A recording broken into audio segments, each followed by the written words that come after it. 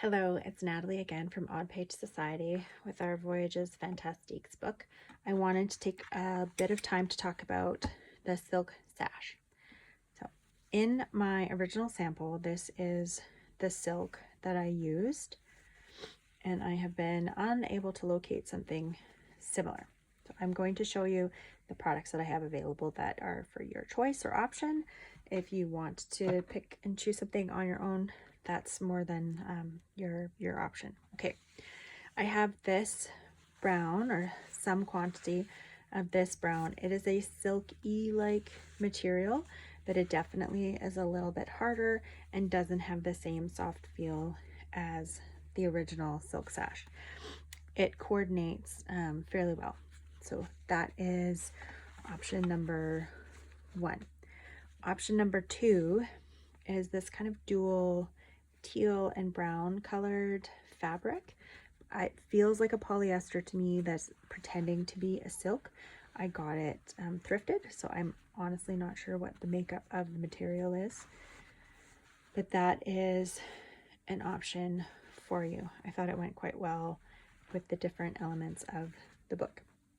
This is more of a nylon material. It's on more of the purple tone. It's also a dual tone. This is synthetic, I believe, just given that I thrifted it as well, I'm unsure. And it coordinates quite well with the overall color tones of the book. This is a good option for you. If you would like, I do have this white raw silk, which I demoed in the initial video that I did of the book with the walkthrough, and I suggested that this might be dyeable. However, I've had some playing around and it's a bit trickier to get the color that that I wanted. This was attempt number 1. I did this with some distress inks and some mica sprays, and I got some yellow tones that I was not expecting, which aren't terrible. They still go, and the undertones of the brown were a lot pinker than I thought they were going to be, but it's subtle. It's almost like a subtle kind of mulberry. This is something that you could do if you choose to go with the white silk. I then used a brown re-inker from Concord and Ninth called Nutmeg, along with the same initial water, and I ran into a far more pinky kind of reddy hue. I think it's just a really pink undertone for the brown, so it's been an interesting discovery. I added more re-inker and ended up with this. This is a silk scarf that was white.